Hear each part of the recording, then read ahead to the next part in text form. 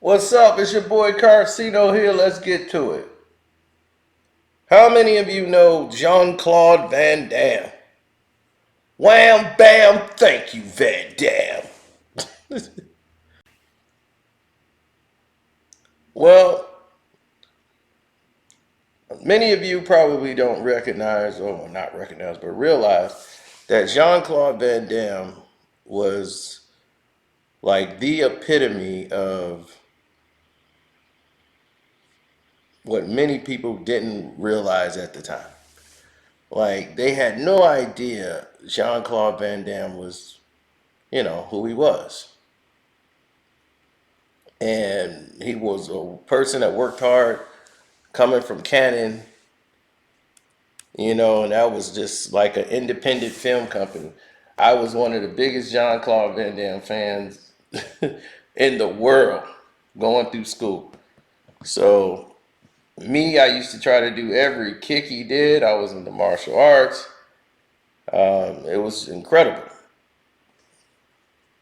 Now,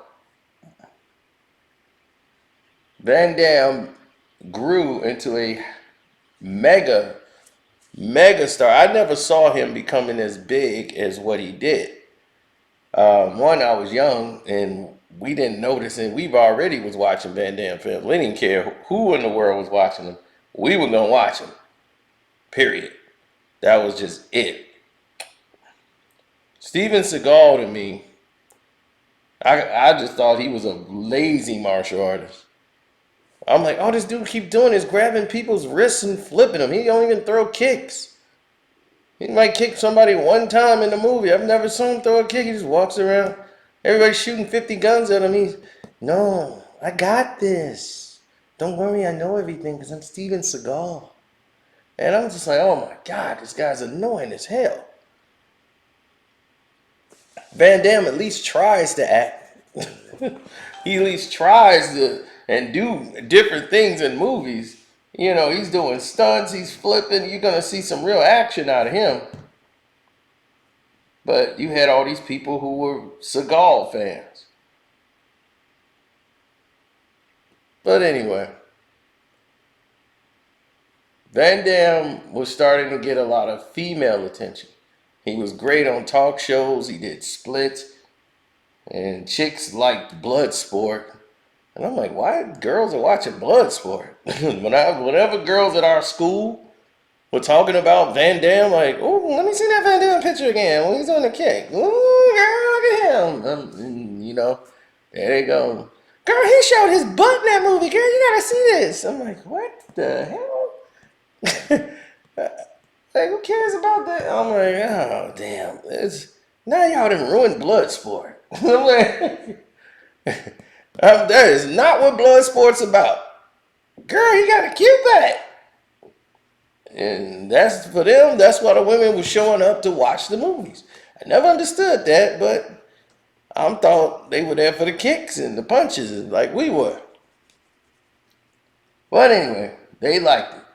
So they were showing up to see Van Damme, and I'm like, is that why they went to see Death Warrant? I'm like, Death Warrant had more females in there than males. I'm like, I thought it'd be all dudes and stuff up in here. Some females up in here watching Death Warrant. So after Death Warrant's success, he owed Cannon one more movie. He was in renegotiations. So they were going to do, the Cannon people, they had Lionheart. Then they were going to do a sequel to Kickboxer, Kickboxer 2. It was like, we're going to do a trilogy. Kickboxer 2, Tong Po's Revenge. Tong Po was supposed to come back, for those who don't know. Tong Po was supposed to come back and kill his brother. He finds his brother dead now. And Tong Po did it because he was upset. He was disgraced. He lost. So now this creates a big problem. He has to go fight Tong Po, but this time it's to the death.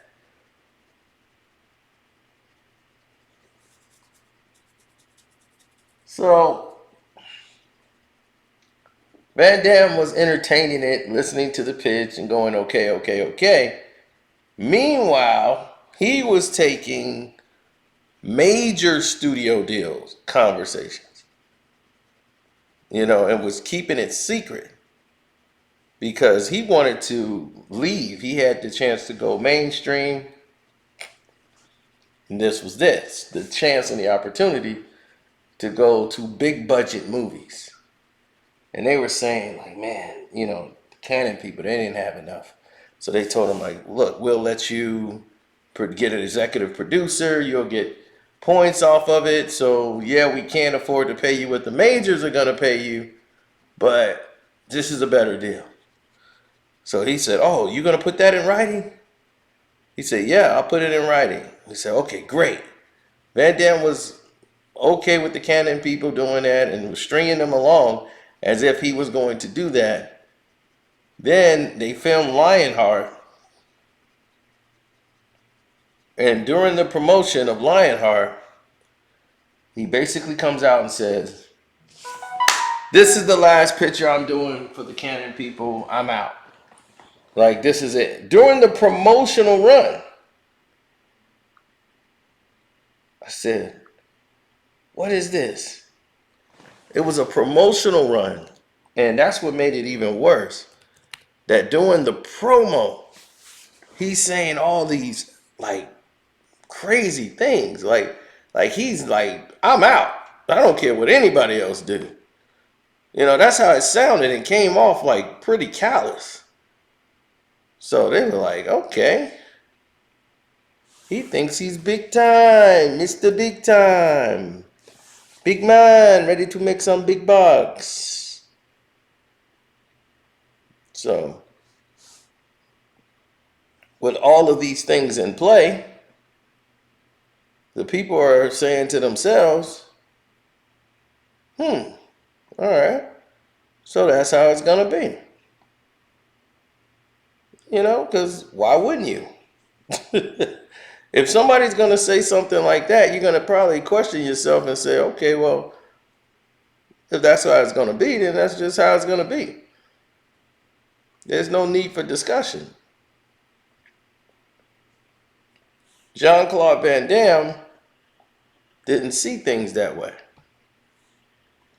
Not at all. And I understood it too. To me, it just didn't make sense. Because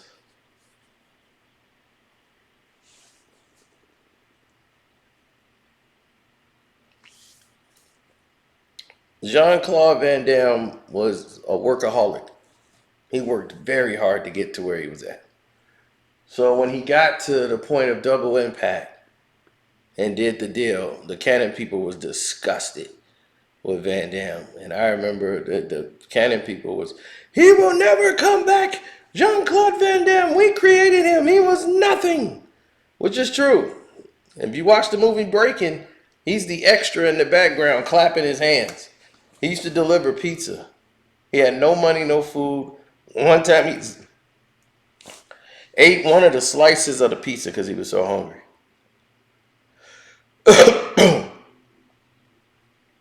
Living out of his car in California, going to do auditions.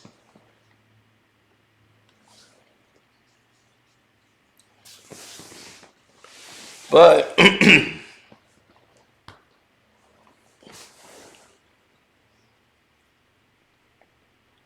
this big rollout for Van Damme with Double Impact, the promotion, the marketing, big budget movie. He's hands-on with everything. He's playing two characters in the movie. The movie goes through the roof. It exceeds all expectations. Now, because the movie exceeded all expectations, everyone is like at awe with Van Damme over this movie. The money's raining in. He's the next big budget star. They're comparing him to Arnold Schwarzenegger, Stallone. He's already bumped up there with the big boys. So now that he's bumped up with the big boys in the big boy chair, right? He's a giant in the field.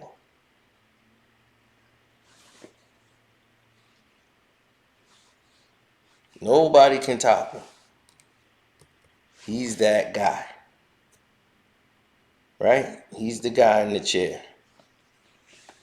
He's the one that's going to make it all worth it.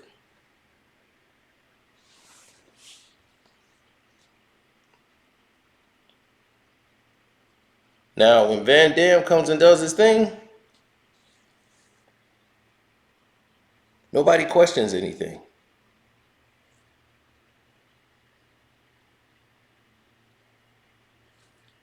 So, he's the man.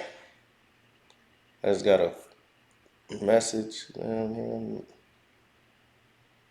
It's pretty interesting.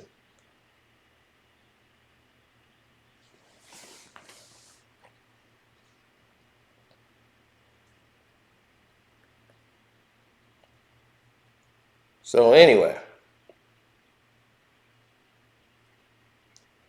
Jean Claude Van Damme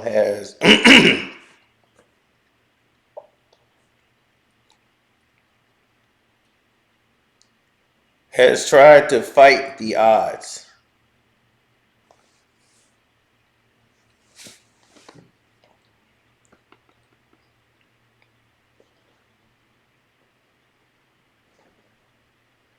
Oh man. He had did Double Impact, then he came back with Universal Soldier. And Universal Soldier was like his big movie with Dolph Lundgren.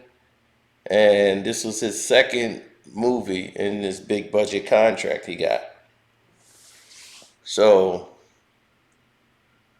everyone's excited for Universal Soldier. It comes out, it does very good. Roland Emmerich, I think, directed it. And it's got great reviews because they thought, like, okay, what is this film going to be about?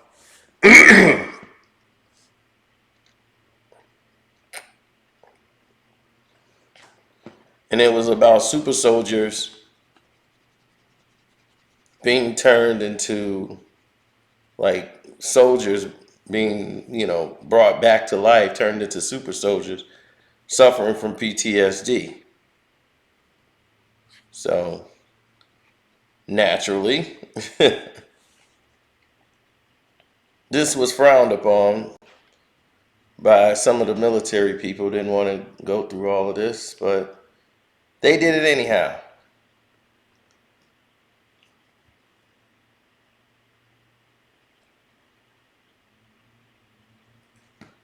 Oh man.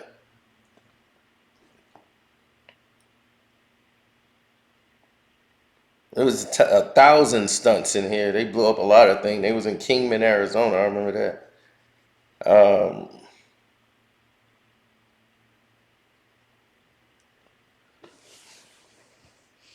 Now, a lot of people didn't realize that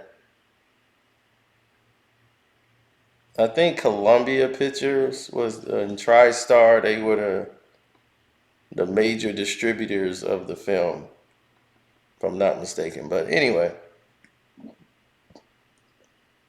all of these companies were together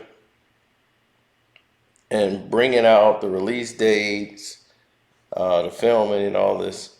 At this time, Jean Claude Van Damme is being like whisked around Hollywood as the main guy. They're hugging him, kissing him, women.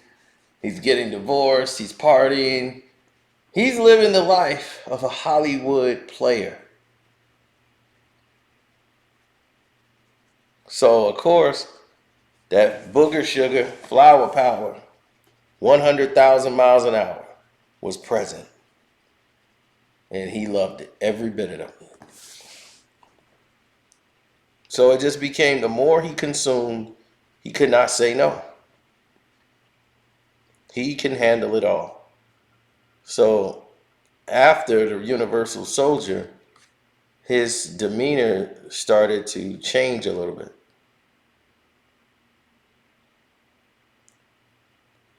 He had more violent outbursts.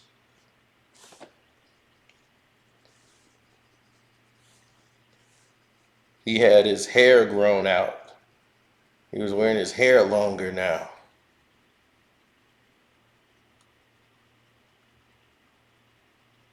And filming Hard Target, this is where a lot of the problems ensued. He was working with John Woo, and he wanted to choose his director.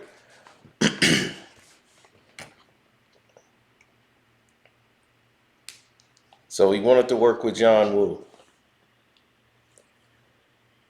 So John Woo directed this film, and the direction is great, but Van Damme was a little rough to work with at times. You know, he was a little hostile. So he brought in a director that he wanted to work with and would make the film bigger internationally, which worked. The movie was successful, but Van Damme was definitely unraveling during this process.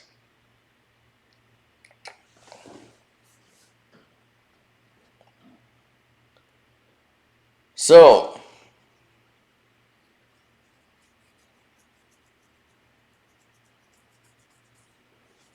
after this, he did Time Cop.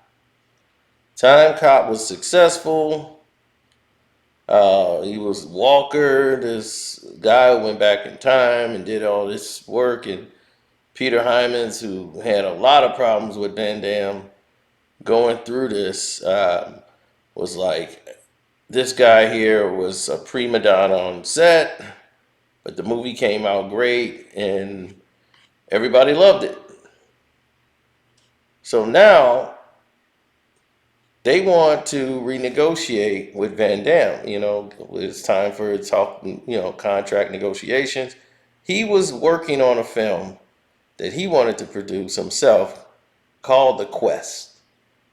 And he keeps going back and doing what they call it, principal photography. He's putting in his own money to making this movie. Like, this is going to be the ultimate martial arts movie.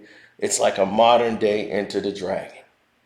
He wrote this script like many years ago and wanted to tell this quest. So it was like an Indiana Jones buddy cop movie, but like Enter the Dragon style, you know. So that was his vision. So that was the direction they chose to go down. And he was like, well, let's go in this direction and see what turns up. That sounds cool, right? Don't sound like much of a problem. So moving right along, the movie comes out. It's a hit, and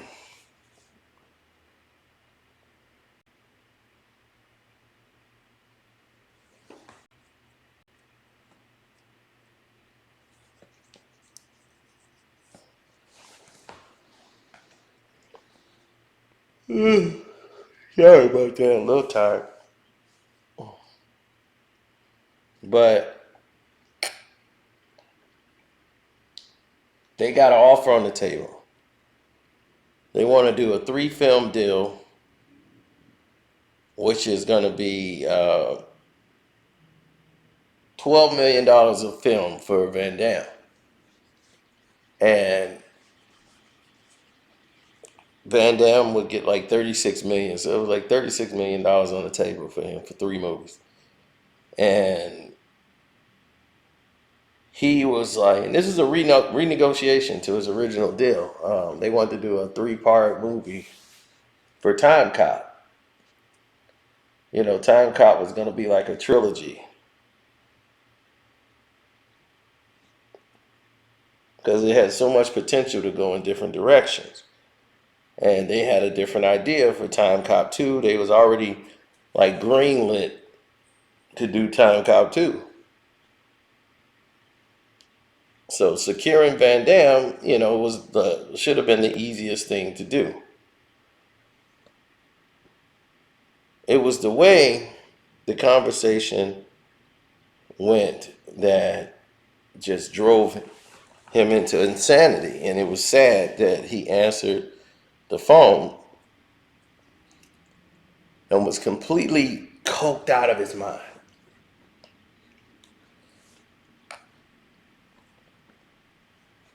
And he had just started watching like e-television or something, and they were just like, and Jim Carrey is going to get $20 million a film. I mean, it was just literally on his screen saying that Jim Carrey got 20 million per film. He had just signed his deal to got 20 million. And the phone call comes like right at the same time as that is appearing on television. Almost. And he's like, I do movies bigger than him. I've been a big star. And I deserve not 12 million, 20 million, like Jim Carrey. I look at the numbers. My movies are selling more than his. How come my movie, I did those numbers with double impact. I did bigger numbers international. I deserve 20 million. Hello? Hello? Fuck! So they hung up on him and said, can you believe this ungrateful son of a beep just asked for 20 million per film? They said, what is he, crazy? He's like, yeah, he wants 20 million. He said, forget it. Forget it. Let him serve out his deal, and then we're done with him. So Jean Claude had already signed and agreed to do Street Fighter. And this was their last, like one of their last deals with him. His name in Hollywood dried up. He had bigger roles on the table, but they were all pulled back and given to other people. So he couldn't get a role. So after Street Fighter that he already had contracted, where he was the big star and all of these things, they had, Steven DeSouza, who was doing the movie. They were like, this is it. This is the major motion picture, Street Fighter, with Jean Claude Van Damme as Guile. But see, the people who play the game know Guile isn't the star of the game. So this hindered the entire Street Fighter fans. It's like they couldn't have the Asian guy be the hero of the movie or it wouldn't sell. So we got to have the American hero, Guile, as the star of the movie.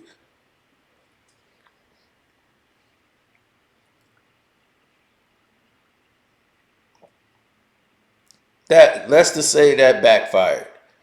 So he was blackballed for years, still promising to deliver that movie, The Quest. He had to get revenue for it. So he started trying to do as many movies as he could. And Sudden Death was his last movie that he had under the previous deal. So it was like, this is it, buddy. Because they're not really dealing with you anymore.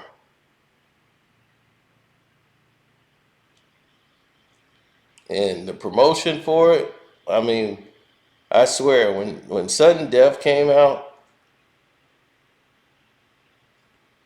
it was crickets.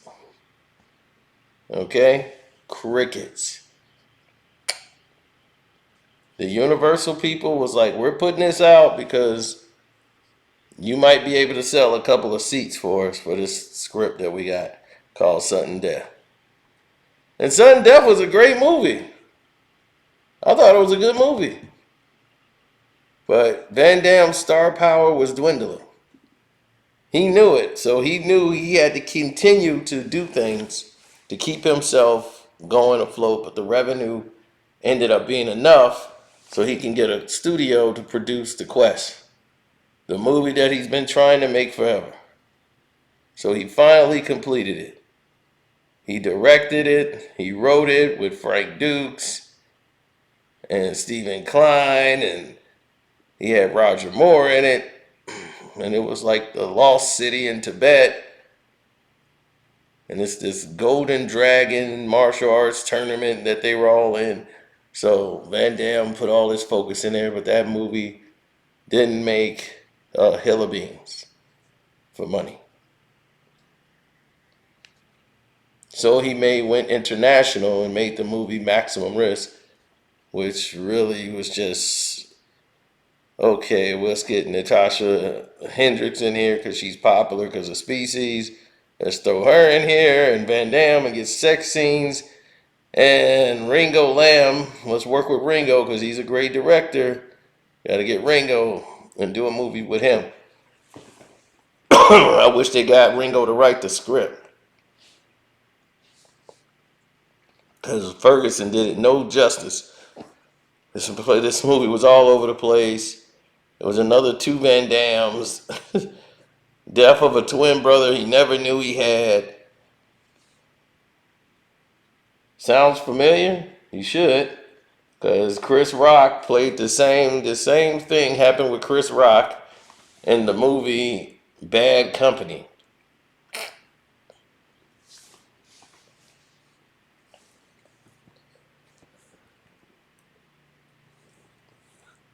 So after that, the movies got more scarce. Hollywood said like basically goodbye. And he comes back with Van Damme, with Dennis Rodman and Double Team. And he got publicity because of Dennis Rodman, but they still didn't promote the movie. Then Knockoff had no promotion. Neither did The Legionnaire. Universal Soldier: The Return. They negotiated a sequel to bring Van Damme back for the movie Universal Soldier. And that was supposed to bring Van Damme back to the promise, but he's aged tremendously since the first one, just 8 years prior. He's aged a lot, and he's not looking the same. And they were talking about they had to get a stunt guy to come in there, and because they wanted Van Damme to show his butt, and for some stupid reason, and they had to get a butt guy in there. And it's like, oh, Van Damme's butt is gone. Look at him.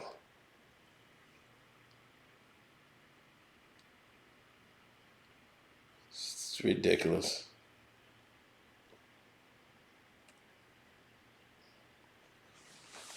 The kind of nonsense that goes on in Hollywood.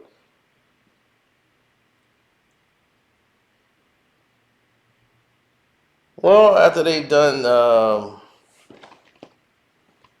the Universal Soldier, he came back many moons later and did it again. The Regeneration one. I don't know if Van Damme is in this one.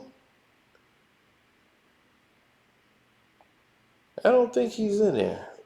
I don't know if he made an appearance. They probably showed a clip of him, but I know they did a third one.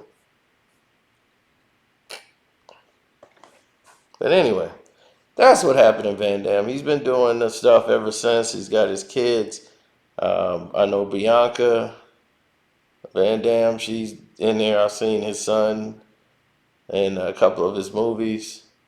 He's into martial arts as well. So they're doing well. He just put out the sequel to Bloodsport, which is actually with him and Bolo Young, or it's coming out. It's not out already. And that should answer your question of what happened to Van Damme. So, anyway, I'm out. Love, peace, and hair grease. Don't forget to like this video, subscribe to the page, hit the notification bell, all of those wonderful things, and we goes.